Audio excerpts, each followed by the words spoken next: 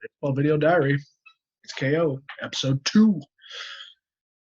Talking about people that have arm discomfort, arm issues throwing the ball, but they're not injured. Maybe they've gotten their MRI or the PT can tell there's no tears or anything like that. And they need to get their arm better. Here's some advice. I was a guy my freshman year of college. I was a guy in high school and stuff. I didn't have a great arm. It was okay. But I got to college, I couldn't even throw the ball 90 feet, let alone throw people out at second base or play third base or play any of the positions. There's no position in baseball where you can go out there and not have it. It doesn't work. If you can't throw, you can't play. So it was almost to the point where I thought, I don't know if I can keep going. I don't hit 600. I can hit 300, but I can't hit 6 and overcompensate for that lack of not being able to. What happened was throughout that freshman year, I was constantly trying to take care of it, constantly trying to baby it and save my throws for the game, which is the absolute last thing you want to do. It's the intuitive thing to do. My arm is sore. My arm doesn't feel right. Let's save it for the game. But what happens is you train your arm to never, ever throw the ball hard. And then you try to go to the well and try to make throws, and your arm doesn't have any clue what.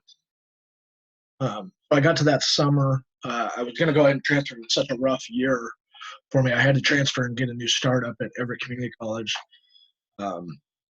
Went to one of their PT guys up there, and they were great back in the day. The performance center up there gave me some particular stretches, gave me a nice regimen, and some exercises, just some simple rotator cuff exercises. In 2 weeks, I was diligent about it too. I wanted to take care of this thing.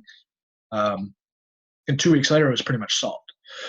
So that's good advice for people that are having some discomfort, but they're not injured. It probably flexibility issue that you need to take care of, and some simple stretches will do the trick for you. But the other half of that is when we got to practice that day.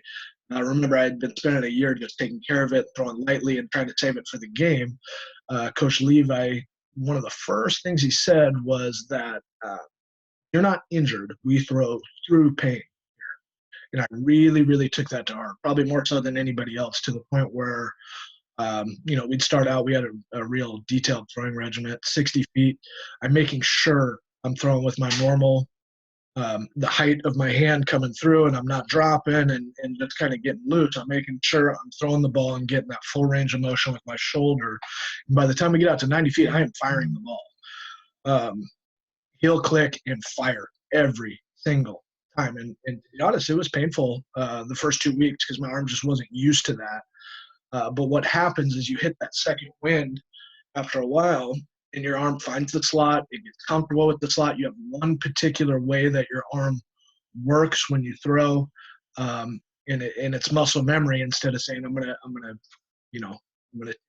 take care of it. Okay, now I'm gonna try to throw. It just doesn't work that way. Muscle memory doesn't work that way. So that's my best advice. People are having discomfort, but they're not injured. Throw through the pain. Heel click and fire. Heel click and fire. Get on top of the ball every single time so your arm gets used to it. You're not going to go run a marathon tomorrow if you haven't ran in 20 years. And build up to that, and it's going to be harder as you get used to it. And over time, running those long distances becomes easier. It's the same thing with your arm. Your body works in the same fashion. So if you're not hurt, but you have discomfort, you're having throwing issues, do your stretches, do your rotator cuff exercises, but gosh, throw through the pain. And that'll get you to the other side. There's my tip of the day.